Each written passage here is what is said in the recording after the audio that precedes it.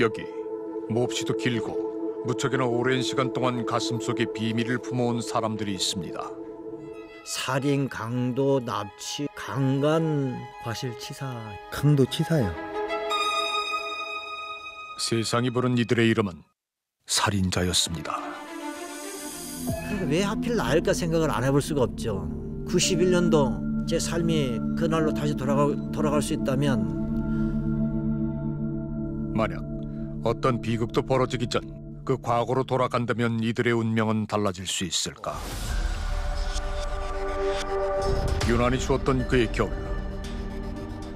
당시 부산경찰은 1년 8개월째 묶여있던 사건의 매듭을 무척이나 풀고 싶었을 겁니다. 사건이 벌어진 장소는 가로등 하나 없이 밤이면 인적이 뜸했던 엄궁동의 낙동강변. 모난 돌을 들고 올라온 갈대가 어른 키보다 높게 자라있는 이곳 깊숙한 곳에 범인은 누구에게도 들켜선 안 될 비밀을 숨겨두고 갔습니다. 빽빽한 갈대를 치워내자 마침내 모습을 드러낸 그것은 바로 참혹하게 살해된 한 여성의 시신, 숨진이는 30살 박현주 씨로 확인됐습니다. 그뒤 경찰에 검거돼 현장 검증을 위해 낙동강변을 찾은 잔혹한 2인조 살인범. 그들이 바로 장동익 씨와 그의 친구 최 씨였던 겁니다. 감이 다르다. 그 얘기가 이제 그는 그때 범인이 적은 놈 한 놈, 큰 놈 한 놈, 이 둘이란 말이야. 숨진 현주 씨의 직장 동료이자 생존자이며 목격자인 김 씨는 사건 당일 그녀와 차 안에서 데이트를 하고 있었다고 합니다. 그런데 현주 씨가 잠시 물을 들어간 사이 2명의 괴한이 등장했다고 진술한 김 씨. 포박한 것이 풀려 키 작은 범인과 물에서 서로 치고받고 하여 격투를 하다가 범인과 같이 지쳐서 차 있는 곳으로 돌아왔는데 박현주가 도망가는 것을 범인 2명이 따라가는 것을 보고 다시 도망쳤고 대일사료 보일러실에 가서 구원 요청을 한 것입니다. 여기서 나오는 여러 가지 어떤 그 대화들, 물 나눠 먹고, 그건 거의 불가능하다고 보죠. 그 사람이 얘기하는 것 여러 가지 진술 자체가 대단히 비논리적임에도 불구하고 이 사람을 용의선상에서 완전히 제어시켰다. 우린 누구보다 당시 상황을 잘 알고 있을 생존자 김 씨를 만나 그날 밤의 진실을 듣고 싶었습니다. 선생님 소식이 좀 궁금해서. 그 사람 돌아가신 지 지금 한 20년 됐는데요. 아, 돌아가셨어요? 예. 20년. 예. 오래전 지병으로 숨졌다는 남자 장동익 씨와 최 씨를 범인으로 지목한 이는 바로 김 씨였습니다. 이게 잘 보지 않는데 이게 여기 같은가?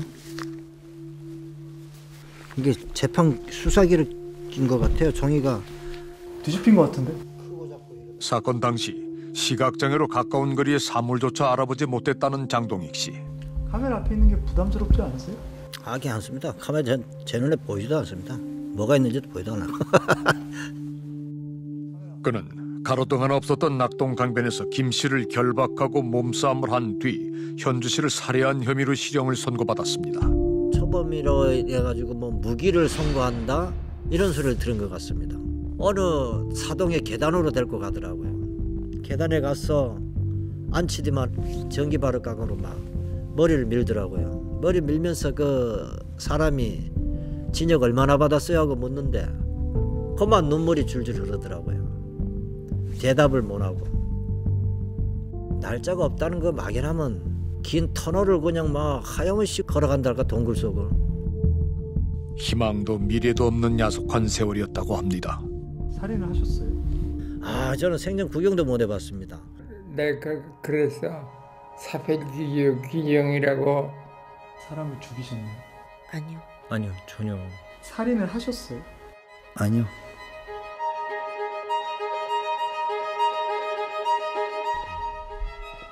서로 다른 시간, 서로 다른 공간을 살고 있었던 6사람들.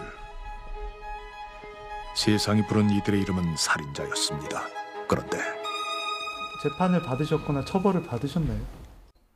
조사는 받고 무혐의 처음 받았죠. 이들 중 그 이름을 붙일 수 있는 사람은 저는 1999년 2월경 2월 초 정주 3내 나라수퍼 할머니 강도치사 사건의 진범입니다. 오직 단 한 명입니다. 슈퍼마켓에 3인조 강도가 들어 잠자고 든 유할머니와 조카 부부를 묶은 뒤 현금 70만 원을 빼앗아 달아냈습니다. 판내 이렇게 뉴스에 나왔거든요.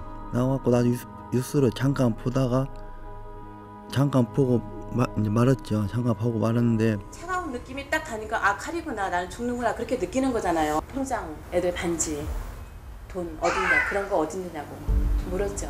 뭐 애들 반지 같은 거는 다 금반지 모으게 때 팔았고 확실하게 말씀드려요. 그 사람은 경상도 말씨였어요. 사건 발생 2주 뒤 자신들의 범행을 순순히 자백한 3인조 범인들의 현장 검증이 이루어졌습니다. 그런데 차에서 내린 이들은 배씨 일행이 아닌 앳된 얼굴의 전라도 토박이인 강인구 씨와 그의 초등학교 동창인 동네 친구들이었습니다. 생일이 아니라고 16살이요. 유아주 뭐 딸인가 저쪽에서 할머니 살려달라고 조카인가 딸인가 아무튼 그런 식으로 예 뭐간이 있었어요. 나하고 네가 머리 하나 받쳐주고 머리 하나 받쳐줘 임마 이 새끼 미안해. 네. 그들은 범행 당시의 자세까지 그대로 재현하기도 했습니다. 너가 머리 받쳐줘야지. 그렇지. 너가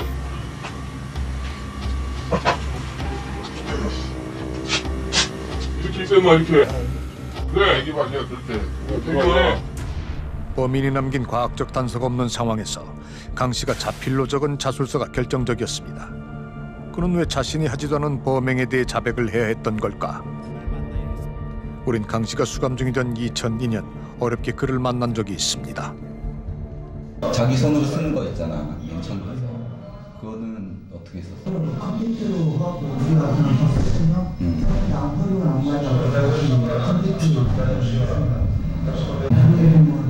한글? 잘 썼어요? 진짜 안 했어요?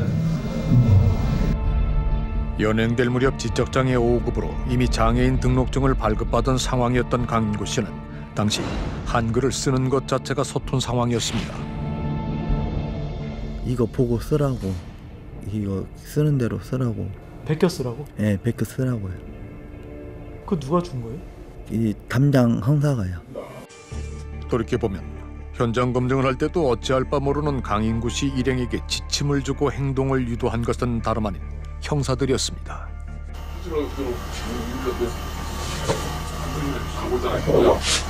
우리가 지금 감독이냐?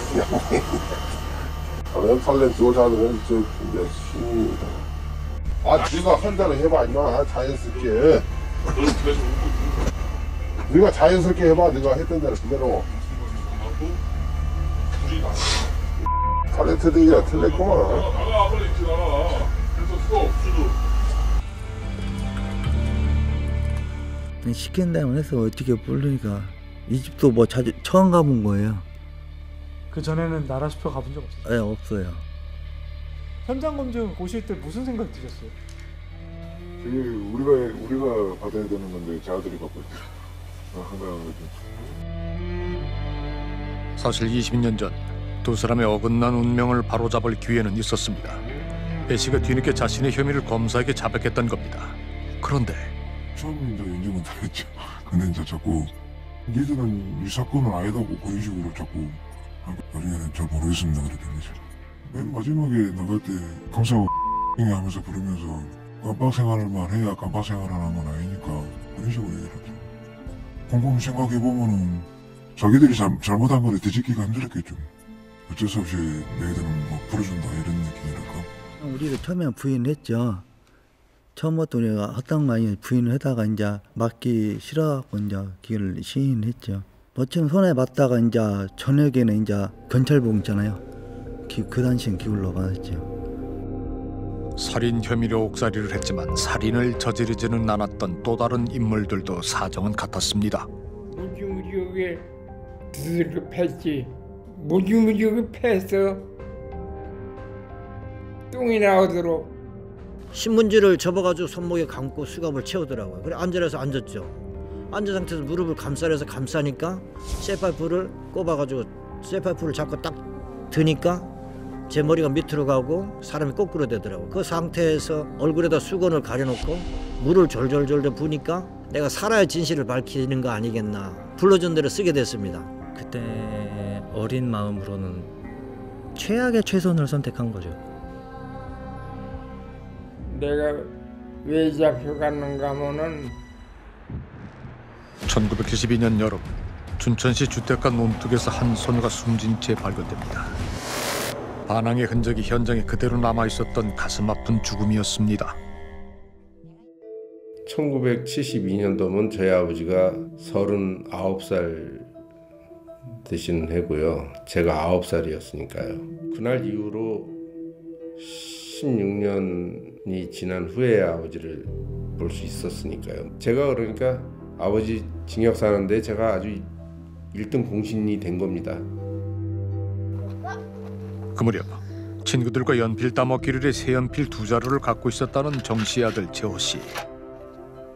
그런데 정 씨가 장부를 정리한다며 빌려간 하늘색 연필 한 자루가 범행 현장에서 발견됐던 겁니다. 하지만 최초 신고자인 마을 주민 유 씨는 우리에게 다른 말을 들려줬습니다. 노란물을 기억한다. 잔디밭에 떨어지니 가을이니까 잔디가 노랗잖아요. 잘 구분이 안 될 정도인데. 노란색 연필이 자신의 것이 아니라고 하자 재호 씨의 필통에서 하늘색 연필 하나를 꺼내 깨물어 보라고 지시한 경찰은 해당 연필을 돌려주지 않았다고 합니다. 그리고 그렇게 경찰서에 갔던 아버지는 15년간 돌아오지 못했습니다. 아버지가 학생 시절에 4.19에 이렇게 운동권이었었다 그래요. 10월 유신이 선포되었지 않습니까? 그 무렵에 아버지가 조사받으러 가서 못 나오게 된 거예요. 1972년 10월 박정희 대통령은 국회를 해산시키고 비상계엄령을 선포합니다. 정원섭 씨가 자신이 11살 장량을 살해한 범인이라고 자백을 한 것은 그 무렵 사건을 열흘 내 해결하지 못할 경우 내무부 장관이 문책을 하겠다고 경고한 시한부 검거령의 마지막 날이기도 했습니다.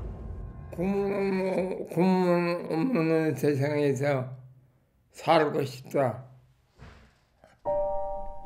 검거 기한이 정해져 있는 상황에서 자백을 강요받으며 이루 말할 수 없는 고문을 당했다는 정원섭 씨. 고무신이라고 했다. 물을 부었다. 구두라고 했다. 또 물을 부었다. 누군가가 짤짤 소리 나고 끌고 다니는 것 있지 않아 하기에 나는 슬리퍼라고 했다.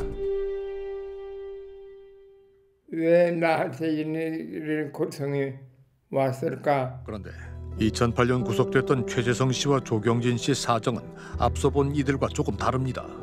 고문을 당하거나 가혹행위를 당한 적이 있으세요? 아니요, 그런 거는 없어요. 가혹행위나 그런 건 없어요. 그럼 모르는 사람이 보기에 고문이나 가혹행위도 없었는데 어떻게 했다고 자백할 수가 있을까? 물론 그런 생각이 들죠. 저 같아도 그런 생각 들어요. 그때 조경진 씨와 친구들은 수원의 한 고등학교에 있었습니다. 날은 되게 좋았어요. 학생들이 수업을 하는 중이었을 거예요.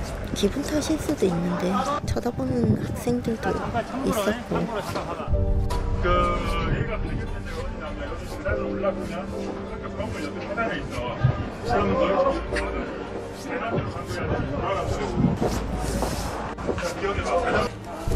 발단은 5월 14일 수원의 한 고등학교에서 한 소녀가 숨진 채 발견되면서부터였습니다. 신원을 확인할 수 없었던 탓에 시신을 인도해 갈 보호자는 물론 이름 석자조차 없었던 무명녀. 수원역을 자주 찾는 가출 청소년들에게 정보를 묻기도 했습니다. 근데 혹시 이 친구 본 적 있어 전에? 아니요. 예전에도 계속 사진을 봤어요, 이런 거. 근데 한 번도 본 적 없어요. 그런데 우연히 길에서 만난 이들이 8개월 뒤 세상을 발칵 뒤집어 놓게 될 줄은 우린 미처 몰랐습니다. 맞기 싫어서 집을 나왔어요. 14살에 처음 나와서 그 뒤로 쭉 그랬죠. 당시 절도와 폭행 혐의로 보호관찰 중이었다는 두 사람. 하루는 검찰에서 이들을 불렀다고 합니다.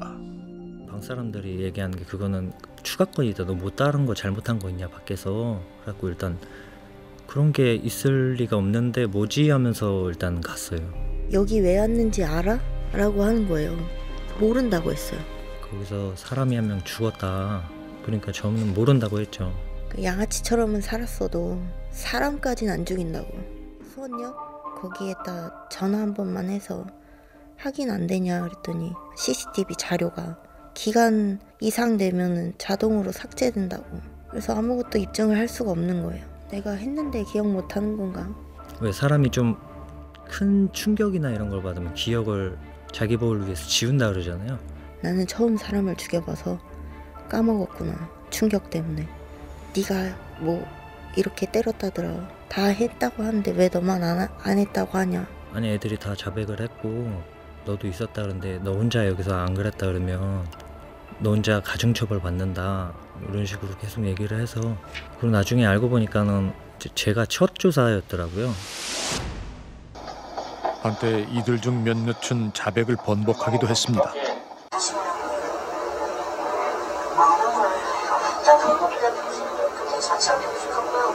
전화치고 억울해지는 거 아니에요. 난 그 장소에도 없었는데 있다고 내가 하는 것도 내가 지금 뭐 알아야지 뭐 알아줘. 하지만 잠시 뒤 우선 살인죄는 사형 무기 5년 이상 징역인데 상해치사는 3년 이상 유기징역이라고. 지금 내가 버텼을 경우에 받을 수 있는 형량이 엄청나게 크고 만약에 지금 협조했을 경우에 받을 수 있는 형량이 아주 낮다라고 한다면 나에게 유리한 것은 차라리 저 사람이 앞에 있는 힘을 가지고 권위를 가진 저 사람을 제시한 답을 따라가는 것이다. 반복되는 질문과 상황에서 이들이 선택할 수 있었던 건 단 하나. 소명을 포기하는 것이었다고 합니다. 그냥 다 지어냈어요. 내가 함께 있었다고 들은 뭐 몇몇의 이름들 그 사건 날짜에 다 지어냈어요. 여기 안경이야. 이거 칼라 사진 보이지? 그러니까 조금이라도 이 사람한테 빨리 얘기를 해서 빨리 벗어나고 싶다는 마음밖에 없었어요.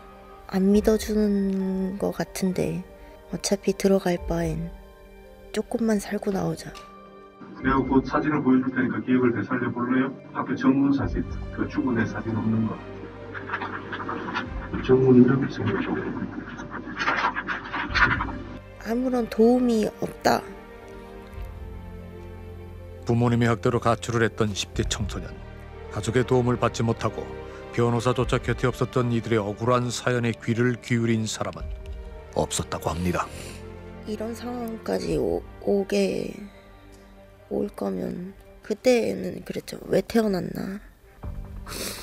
일단 저희들은 다 소위 돈도 없고 백도 없고 그때 당시에는 가족도 없고 그런 도움을 못 받은 처지니까. 서로 다른 시기 살인사건으로 누명을 썼던 피해자들 역시 입장은 모두 같았다고 합니다. 뭐 이리로 왔다고 할까 이리로 왔지. 좋은 사람도 없었어요. 전혀요. 뭐 저희들한테 아무도 안 믿었어요. 선사나 부선 변호사는 아무도 안 믿었어요. 좀 환경도 어렵고 좀 부모님은 다 그렇고 하니까.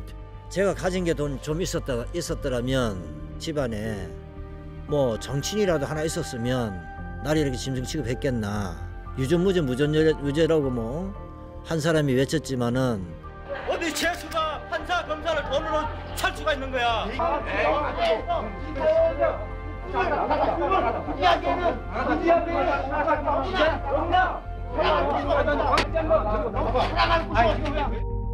그 말이 현실로 나는 느끼겠구나 하는 생각을 했죠. 그리고 여기 우리와의 인터뷰에 응해준 또 한 사람이 있습니다. 사돈지간이랬잖아요, 사실은. 아버지랑 그 류 회장이랑 어느 식사 자리도 같이 있었다고 해요. 근데 화장실에서 이제 저희 아버지한테 그러더래요. 그 사람이 대한민국에서는 돈으로 안 되는 건 없어요, 하 사장님. 어제 경기도 금단산에서 숨진 채 발견된 여대생은 공기총에 맞아 살해된 것으로 밝혀졌습니다. 한 말씀만 해보세요. 2002년 남자의 여동생은 무참히 살해당했습니다. 가해자는 회장님의 사모님이었습니다.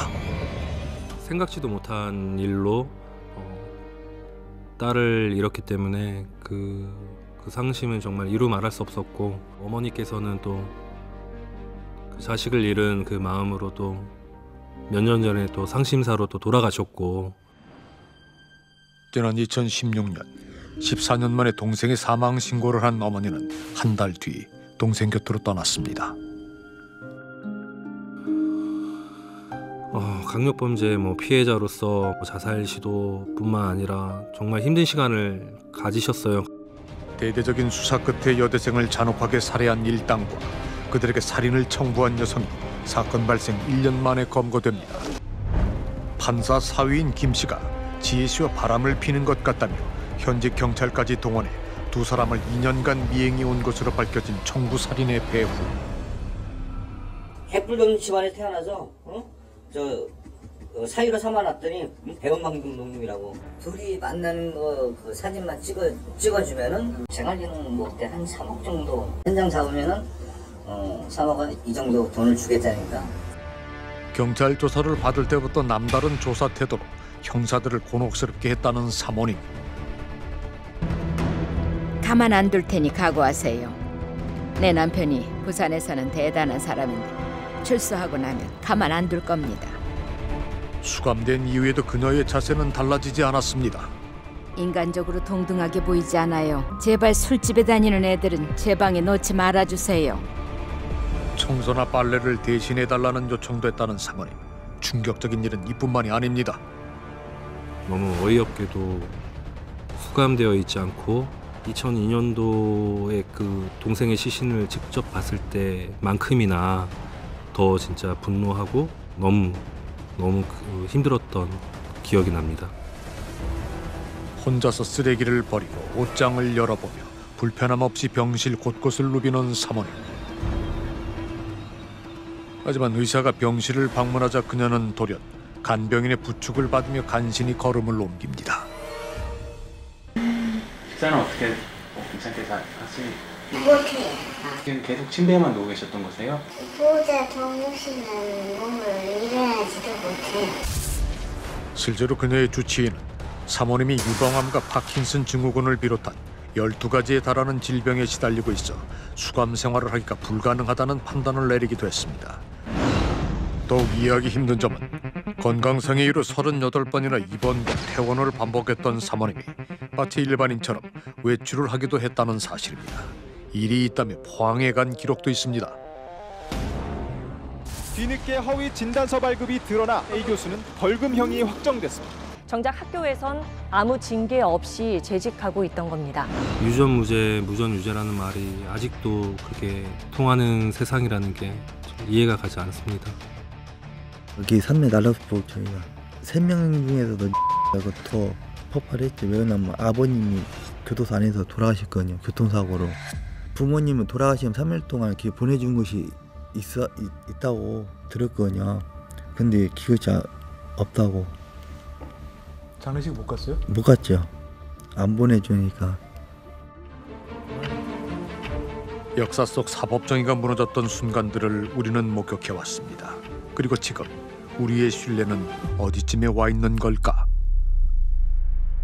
한국에서의 그 사법 신뢰도가 OECD 37개국 중에서 37위 꼴찌를 기록했죠. 이 사법 불신의 그 원인은 결국 우리의 사법 제도가 많은 그 결함을 안고 있다는 겁니다. 뭐 꼭 공문을 해야만 그 사건 조작할 수 있는 겁니까? 증거를 조작하는 것입니다. 근데 예를 들어 3대 사건이나 그 부산 엄궁동 사건 같은 경우는 그 기록을 몇 장만 읽어보면 답이 나와요. 아니라는 게. 그런데 왜 그랬을까요? 내가 물리적으로도 어떤 원칙이 아닌 그런 방법을 써서 수사를 해가지고 이 사람을 여기까지 왔어요. 아니요. 아닌데 여기서 내가 이것이 아니라고 놔버리면 나는 이제 존재를 못해요. 저 같은 사람들이야 뭐 어찌 보면 우리가 할 때도 아니라니까 뭐 좋은데 그 상대방은 얼마나 억울하겠습니까? 하여튼 우리 같은 사람이 나오면 안 되겠지. 그래서 같은 비극을 반복하지 않기 위해 잊지 말아야 할 그것은 죄를 지은 적 없는 여기 죄수들의 기억입니다.